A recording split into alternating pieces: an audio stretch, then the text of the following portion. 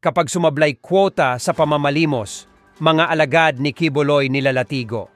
Dalawang dating miyembro ng Kingdom of Jesus Christ ni Pastor Apollo Kibuloy ang nagsabing nakaranas sila ng parusa kapag nabigong makamit ang kwota sa pagbebenta at pamamalimos sa mga estranghero. Simula ng maging miyembro, inatasan daw sila na mag-solicit sa iba't ibang panig ng Mindanao tulad ng Dipolog, Pagadian, Zamboanga del Sur, Zamboanga del Norte at sa buong Misamis Occidental at Misamis Oriental. Namamalimos po kami sa Amoranto, pinadala kami from Davao to Manila para mamalimos daw pinagpapanggap po kami na mga pipi at bingi at mga fake na student po. May daladala po kami ng iba't ibang association para kami po ay lumikom ng pera. Isa po sa mga association na dala namin ang CJF Children's Joy Foundation, Pag-asa ng Buhay, Pagdamay sa Dukha Association, Shivers, Sons of David. 7 po yung association. Sinabi naman ni Ferdinand Topacio, abogado ni Kibuloy, pawang recycled ang mga ibinibintang sa kanyang kliyente. Aniya, korte dapat ang mag-imbestiga nito at hindi ang Senado. These allegations are recycled. These are already the subject of a criminal proceeding in California in the United States. Hinimok ang Senado na imbestigahan ang mga kaso ng human trafficking, rape, sexual abuse at child abuse na inirereklamo ng napakaraming biktima laban kay Apollo Kibuloy, ang leader ng religious group na Kingdom of Jesus Christ. Hindi yan chismis. Testimonya na ng mga biktima ang hawak natin laban kay Kibuloy. Ngayong umaga, bago ako magpatuloy, kilalanin natin si Elias Jackson, dating miyembro ng Kingdom of Jesus Christ, na ikikwento ang mga karanasan niya.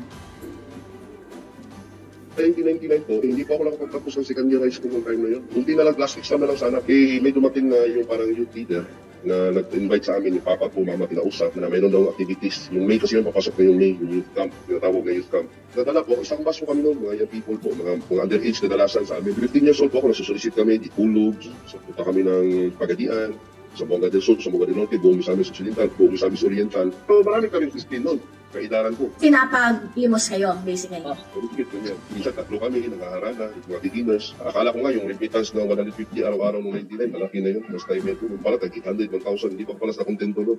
Noong 99, nag-youth camp po. Isang buwan po kami nag-youth camp. And after noon, nag-full-time na kami. Inano kami, pinalusi po kami na mag-full-time. Nung umpisa po talaga, 99, 2 buwan lang po yun. Mayroon po kami 10% o 20% po ibalik sa amin. Yung after noon, after youth camp, nung nag-area po rin kami, wala na. Limit po talaga 100%. Tapos, pag sabihin lang, kuha ka lang ng pangkain mo. Tapos sabihin pa na huwag kang magnakaw, dahil money yan. Pangkain lang, huwag kang kukuha ng kahit piso yan. Kasi pag kukuha ka, kakita yung ama, natawag kasi na yung Panginoon. Maging pausahan na gano'n, may karma. Pinaparusahan ba kayo pag di kayo nakakolekta? Nung bago pa ako, nasampal ako noong December 1999. Unang sampal ko yun. Yung ministro kasi, yung remittance ko yun dati, 500, 400, 300. Pinakabalik ko 300, 500. Kasi hindi ko naman alam talaga yung ano. Hindi kasi ako lumaki sa ganyan. Kami naman po sa full-time, buong taon, buong buhay ko, doon ka na sa loob. Yung pinakamatindi po, yung palo talaga. Noong 2000, hindi ko matlimutan, higit 50 yung pinalo doon sa gym. Alam mo yung pumapalo, yung parang papalo ng ahas? Paano mo nalaman na si Kibuloy yung nag-order nun at hindi lang yung mga underlings niya? Una kasi, pinipilusit niya lahat. Nasabi niya ganyan, napausahan niya tapos magagalit niya siya, tapos nutusan niya yung ministro. Noong 2014, higit 100 ang pinalo. Sari po ko doon, 100 bawat isang lalaki. Mahigit. Ang babae, isang babae doon, 100 pinalo. Halos magapang na pagkatapos. Ang magapa ka talaga. Alam mo yung ganito kakapal na, yung parang paddle na pinapakita doon sa mga ising. Maliit lang doon na kunti, tapos makapal lang doon na kunti. Ganun po pinapalo sa amin. Sunod naman po ay si Arlene. Dating miyembro din. At mariin nagpapatunay na marami siyang naranasang pang-aabuso dahil kay Kibuloy at sa mga utos ni Kibuloy sa grupo. Pinatotohanan rin niya sa amin na menor de edad pa lang siya, sapilitan siyang namamalimos at pinagtitinda para makaambag sa grupo. Minsan, pinagkukunwari pa silang pipi o bingi. Pero ang totoo, sa Kingdom of Jesus Christ napupunta ang benta nila. Hello po, magandang umaga at magandang araw po sa ating lahat dyan sa Pilipinas. I am Arlene Stone. I am here in Minnesota, USA. Isa po ako sa mga pastoral ni Pastor Apollo C. Kibuloy noong ako po ay nandoon kasama nila. Ang ibig po sabihin ng pastoral, tayo po ay member sa inner circle. Dalawang uri po ang pastoral, merong inner circle at innermost circle. At ako po ay nabilong sa inner circle. I was 15 years old po nung una po ako na-convert kay Kibuloy. At pinasabak po kami, namamalimos po ako doon sa Amoranto. Pinadala po kami from Davao to Manila para mamalimos po. At ang una ko pong natirahan, una po namin natirahan ng aking sister ay Amoranto, Coliseum dyan sa Cubao, noong 1991 po. At pinapapanggap po kami ng mga pipi at bingi at mga fake na student po. May dala-dala po kami iba't ibang association para kami po ay lumikom ng pera. Isa po sa mga association na dala namin ang CGF, Children's Joy Foundation, Pag-asa ng Buhay, Pagdamay sa Dukha Association, Shivers, Psalms of David. 7 po yung association, nakalimutan ko po yung iba, but I have written that up somewhere. Kaya po kami pinapapanggap na bilang estudyante at mga pipi at bingi para kami po ay makakuha ng mga simpatiya sa mga tao at malaki po ang aming remittance. Hanggang kalaunan po ay pinagpatinda po kami ng mga puto at kutsinta dyan sa Maynila. Pero bago po kami pinapagtinda dyan sa Maynila, nag-umpisa po kami magtinda ng puto at kutsinta sa Davao. Hanggang kami po ay traffic sa iba't ibang panig ng Mindanao. Isa po ako sa bestseller ni Kibuloy, kaya ako po ay isa sa mga naipadala sa Manila upang kami po ay magtinda ng mga puto at kutsinta. Kapag kami po ay hindi po makakuta at hindi po mabinta ang aming mga paninda, kami po ay may mga punishment. Isa po sa punishment namin ay pinapalo po kami, pinapa-fasting, pinapahiya po sa harapan ng mga workers. At kami po ay dinidisfellowship. At ako po ay nakaranas mismo ng pamamalo galing kay Kibuloy. It was 60 slashes po at ako din po ay nakaranas na babatukan ni Kibuloy. At ako din po ay nakaranas na ipahiya sa harapan ng mga members at workers ni Kibuloy. Bilang pastoral po, ako po ay nagmamasahe ni Kibuloy at sa kanyang mga spiritual wives. At noong una po akong magsalita, in 2019, ako po ay inalok nila na bayaran upang manahimik. Pero hindi ko po tinanggap ang alok na yon dahil ako po ay maganda naman po ang ating trabaho dito sa States at malaki naman po ang aking kinikita dito. I am blessed kaya hindi ko po tinanggap yun kasi ang importante po sa akin ang mabigyan ng justice ang aking mga kasamahan na sobrang inabuso. It's not just for me but for my people who were very abused, especially po sa mga minors, no? Na mga inabuso ni Kibuloy. Yun po ang masakit para sa akin. Marami po akong mga kausap ng mga survivors from different part of the world po.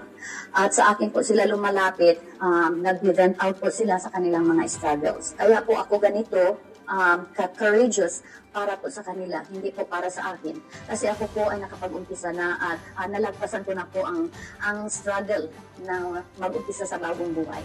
Pero ako po ay nasasaktan para sa kanila kasi marami po sa kanila that until now, they are struggling. Especially po yung mga minors na masyadong inabuso ni Kibuloy. Doon po ako masyadong nasasaktan. Kaya hindi po ako mananahimik hanggat hindi po tayo makakuha ng justice for everyone. Kaya ito po ang aking panawagan na sana po ang ating mga mambabatas dyan sa Pilipinas ay bigyan nyo naman ng tuon yung ating mga kababayan, lalong-lalo na yung mga kababaihan na sobrang inabuso. Maraming salamat po kay Senator Risa Hontiveros for looking into this matter at sa iba po ng mga mambabatas natin. Hello po, magandang umaga at Mukhang nagpapatuloy po ang ganitong mga gawain. Ipapakita ko po ngayon ay isang screenshot mula sa mga group chat kung saan kasama ang mga miyembro ng KOJC. Sabi po ng informant namin, dito sa screenshot makikita ang mga instructions na quote, encouraged ang gitar, tambourine o ukulele sa kanilang pamamalimos. Hindi din daw basta-basta nakakalabas ng WH o worker house ang tirahan ng mga nagsosolicit o naghaharana. May penalty din na sinasabi kapag may violations. Ngayon, taon lang po ang screenshot na ito. So this is still happening. This is human trafficking. Marami na rin biktima ang hanggang ngayon ay naglalakas loob na makipag-ugnayan sa amin para magsiwalat ng pagdudurak ni Kibuloy ng kanilang dignidad upang maghanap ng hustisya.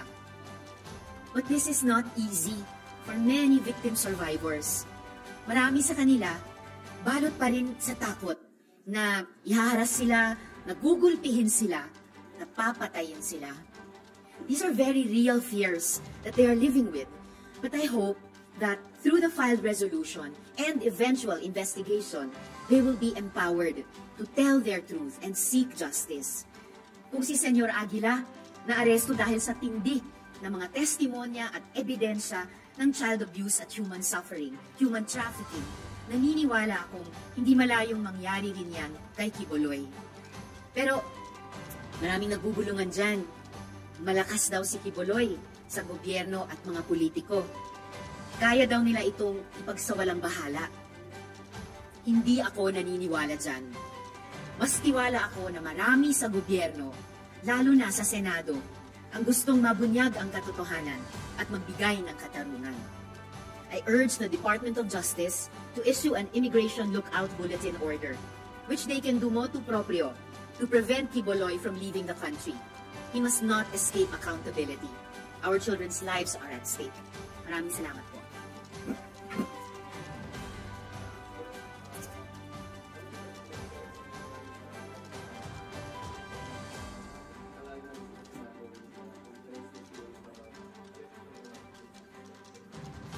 Apparently, yung mga victim survivors, of course, nagsimula ng 2019 pa si Ms. Arlene na maghanap ng katarungan para sa kanila. Pero dumarami yung mga victim survivors na lumapit sa opisina ko dahil na subaybayan nila yung naunang investigasyon dun sa Socorro Bayanihan Services Inc. Sa Sitio Kapihan, sa Surigao del Norte. At sabi nila, kami rin, ganun yung nangyari sa amin. Gusto din namin sabihin yung totoong ginawa sa amin. Gusto din namin makakuha ng hustisya. At habang dumadaan yung mga araw, dumadami talaga sila na lumalapit. Kaya nga gaya ng sinabi ko rin sa privilege speech dito kagabi, kaya nabuo yung loob ko na iharap dito sa ating kamera itong mga testimonya, mga affidavit na ibinibigay nitong mga victim survivors sa opisina ko.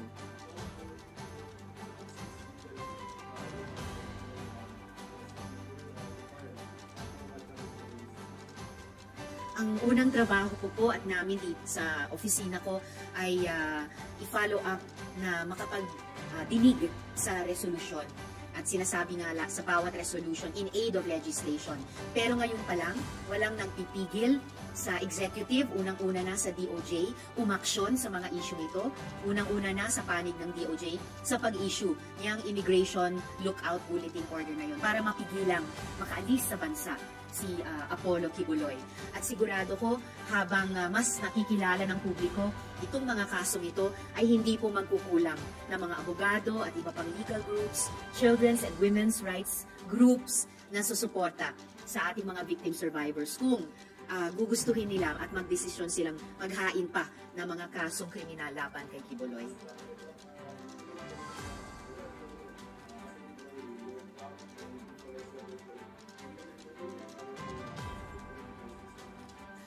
Political suicide, Nino.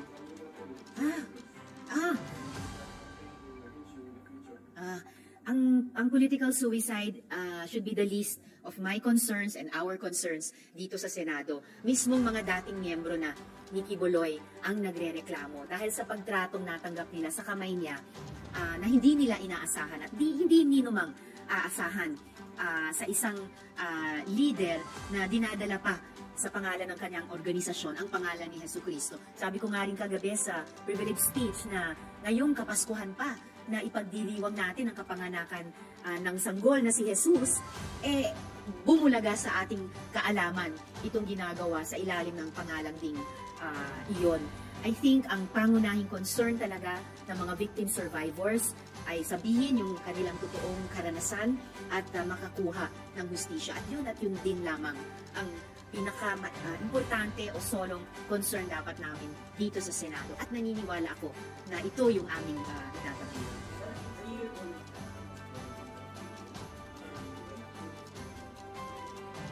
Well, gaya ng ibinahagi ko kanina, bukas, lalo na sa mga victim survivors at sa mga lawyer at sectoral organizations na sumusuporta at susuporta pa sa kanila yung group na iyon na pagkakaso laban kay Quiboloy sa ating judiciary.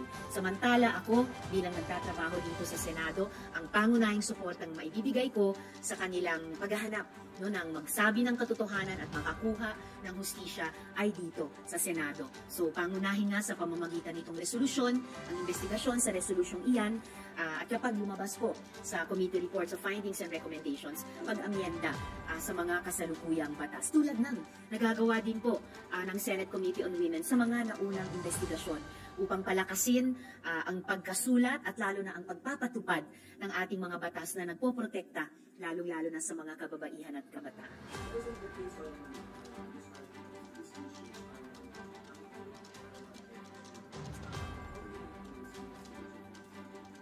I think the investigation has a very fair chance to progress. Sa reaction pa lang ng mga kasama ko sa floor kagabi, kahit gabi na, talagang lumingon sila bigla, nakinig, sabi ng ilan, explosive yan. So I think kahit kung alam na ng iba o ng sections ng publiko, yung sumisingaw ng ganitong mga issue dati, the fact na lumapit ang mga victim survivors sa Senado, nagbigay sila ng affidavits, at tingin ko magiging handa sila na magsalita sa hearing. Tingin ko magiging kasing mabunga itong investigasyon tulad ng nagiging mabunga ang naunang investigasyon namin doon naman po sa SBSI.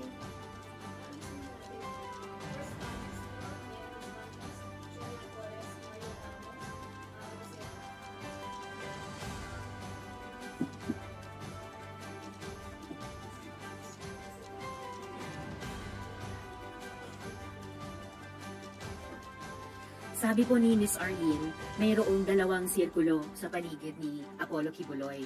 Yung inner circle kung saan siya nabilang noon at yung innermost circle.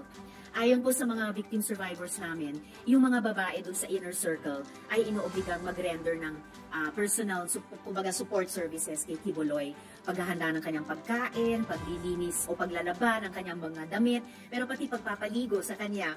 Pero yung mga at saka pagmamasahe sa kanya. Sabi nga ni Miss Arlene, noon pinamamasahe siya kay Quiboloy at sa mga spiritual wives niya. So yan yung mayroong innermost circle pa na tinatawag. At sila daw ay inoobligang magkaroon ng sexual relations kay Quiboloy. Bukod po doon, meron kaming at least isa pang victim survivor, minor de edad, na nagbigay ng testimonya sa amin na pati siya pinarender ng sexual services kay Quiboloy.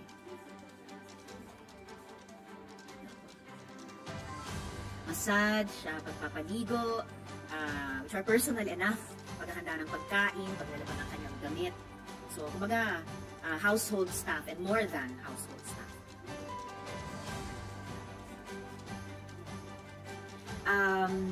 Magkukonsulta po kami muli dun sa Child Protection Unit ng DSWD at ng mga investigating agencies para siguruhin namin kung haharap man siya sa hearing tulad ng mga victim survivors na minor de edad sa SBSI na oobserbahin ang lahat ng protocols kapag bata ang victim survivor at bata ang magtestigo.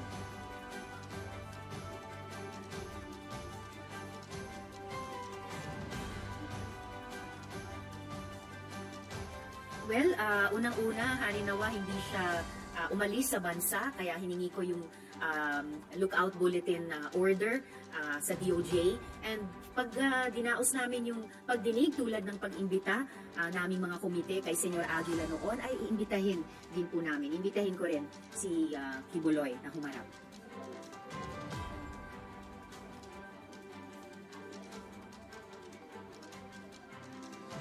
Kung patunayan ng pagdinig namin at lumabas sa hearings, sa findings and recommendations ng committee report na totoong ginawa niya itong mga offenses laban sa mga victim survivors, off the top of my head, ilan ng mga batas para sa kababaihan at kabataan, kasama na yung batas laban sa human trafficking, ay posibleng nilabag talaga niya. At kung mapatotohanan niya ng pagdinig namin, di yan ay magsisilbing bahagi ng pundasyon para kasuhan siya.